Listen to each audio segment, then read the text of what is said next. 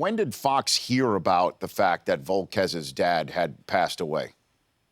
Really, I feel like it was pretty close to just before first pitch. Mm-hmm. And I think that we were alerted to it the way a lot of people in this world get alerted to it through social media. I think Kenny Rosenthal, who monitors all that stuff, I'm kind of tapped out on that once the game starts to get rolling, was on it, knew about it. And then the question was, do you report it? And the Kansas City Royals told us that it was the wish of Edinson's wife that he not be told until after his start. And so their PR director, Mike Swanson, was in contact with Pete Macheska, our producer, and said, you know, that's the plan for the Kansas City Royals. As you know, Rich, they have TVs on in the clubhouse. How else can they second guess everything we say? Right.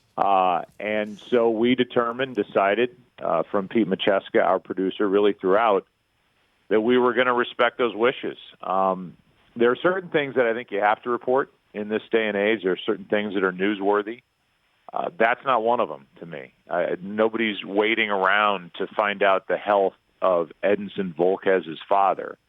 And if you are the Royals, hoping that he doesn't know, or Edinson's wife, or most importantly, Edinson himself, that's not the way you want to find out that your father passed away, through talk on a television set from baseball announcers doing a baseball game. So I don't know if there's controversy that we didn't talk about it, but that's not our job. And this is a guy's father, and this is how the Royals wanted us to approach it, and that's fine. That's kind of in its own separate category. That's how we approached it, and that's how I would do it every time. Yeah, I'm with you too, Joe. And I guess at some point, though, once he came out of the game, you did address that there was something that was going on, and announced that Fox had made a decision not to report it. Correct? Was that part? Yeah, no, we did. And then we went down to Ken Rosenthal. He said the story, and then you move on. But to act as if, you know, how dare we withhold the information from the viewing public that Edinson Volquez's father had passed away,